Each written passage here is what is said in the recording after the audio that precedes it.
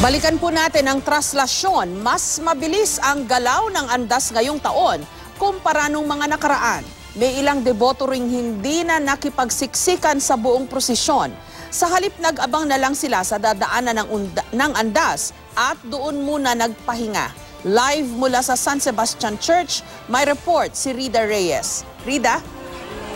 Yes, Jessica, alam mo, para sa mga deboto ng Poong Itim na Nazareno, hindi matatapos ang araw na ito hanggat hindi nila ligtas na naibabalik sa Quiapo Church ang imahe ng Poong Nazareno kahit para anong oras pa abutin. Kaya naman sa mga oras na ito ay nakaabang pa rin ang mga deboto. This time dito naman sa tapat ng Basilica Menore de San Sebastian o San Sebastian Church para naman tunghayan ang tradisyonal na dungaw na parte pa rin, bahagi pa rin ng traslasyon.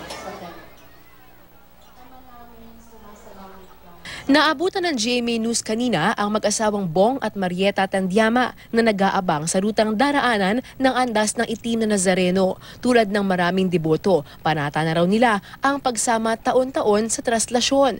Ang kanilang love story kasi umusbong sa pamamanata sa Poong Nazareno. Bago naging ihos del Nazareno ng Mendoza Quiapo Chapter si Bong, naging bahagi muna siya ng grupong deboto ng Jesus Nazareno noon. Doon na sila nagkakilala ni Marieta.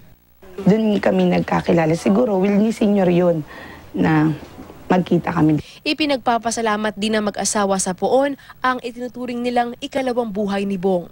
Noong 2012 kasi, nagkaroon siya ng tubig sa baga. Pagdating namin sa Jose Reyes, mga 20 minutes na lang wala na daw yan, sabi ng doktor. Binigyan siya ni Tatay Bobby ng holy water.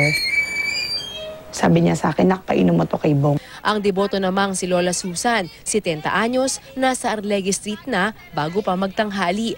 Habang naghihintay sa andas, humiga muna siya sa bangketa. Galing pa kami ng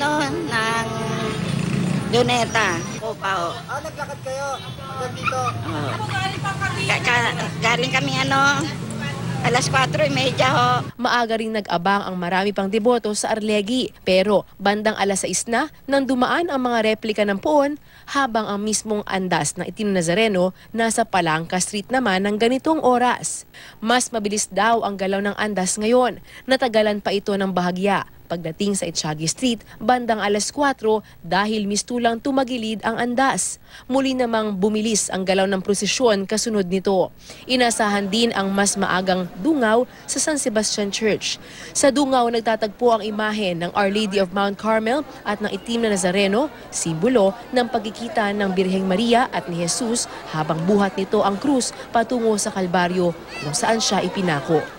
Ilang deboto ang dumiretso sa San Sebastian Church at doon na nag-abang sa pagdaan ng andas ng Itim na Nazareno. Nung January 8 pa po kami. Kaya pagod na po kami. Pero sasalang pa po kami. Sasalang? Nagpapahinga lang po talaga kami. Okay, so saan kayo sasalang? Anong oras? Mga alas 3 na po. So ilang oras lang napahinga? Oo po. Tapos sabak na po ulit. Ito na ang ika-4 na taon mula nang ibalik ang tradisyon sa buong ruta ng traslasyon. Sa ibang lugar, bago pa man dumaan ang andas, nagkalat na ang basura sa kalsada. Pero di gaya dati, malinis agad ngayon ang dinaanan ng Itim na Nazareno. Nakasunod kasi ang mga tauhan ng MMDA na namumulot at nagwawalis. Sa obserbasyon ng ilang grupo tulad ng Eco Waste Coalition, tila mas responsable raw ang mga nakilahok ngayon. Wala masyadong basura sa nakarang taon, mas mabasura nung nakarang taon.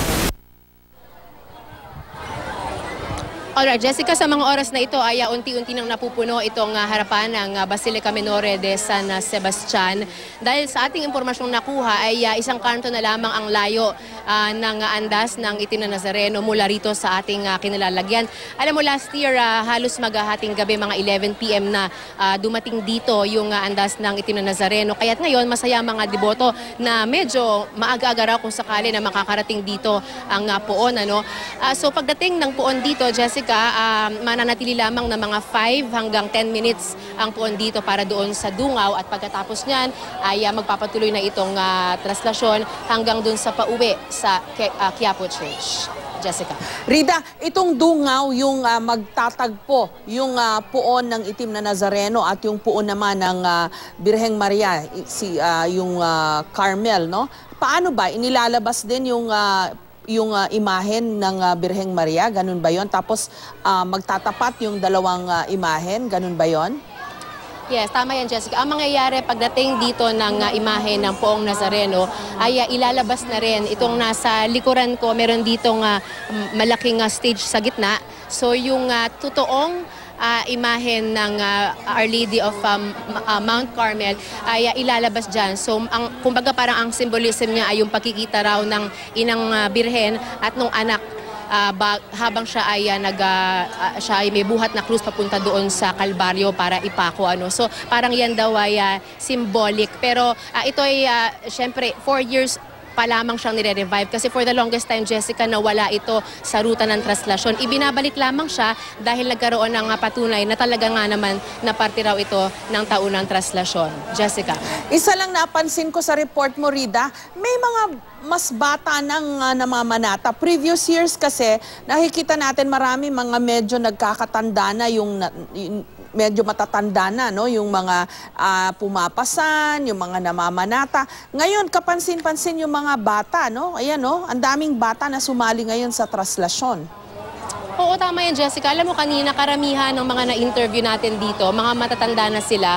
Pero lagi nilang sinasabi na, meron akong dalang anak, may dala akong apo, dahil gusto kong ipamana sa kanila. Dahil parang ang tingin nila, Jessica, nananalig sila na yung panata na dala nila, yung devotion na dala nila sa pagsunod sa Poong Itim na Nazareno, ay kaya nilang i-pass down hanggang sa kanilang mga anak, sa mga apo, para raw sa ganyang paraan yung mga blessings daw ay tuloy-tuloy. Siyempre, kasama na rin dyan, Jessica, yung paliwanag daw nila doon sa mga anak nila, sa mga kabataan, na dapat ay mag-ingat pa rin dahil yan naman daw ay usual practice every time na may traslasyon dahil nga talagang delikado nga naman na magpunta dyan sa ganyang karaming crowd. So, alam ng mga kabataan na sa pagpunta nila rito, alam nila yung danger na kanilang haharapin, pero gayon pa man nangingibabaw yung kanilang debosyon ng kanilang buong pamilya. Jessica. Kasi isa lang ibig sabihin yan, magiging matibay pa ring tradisyon itong pamamanata sa Poon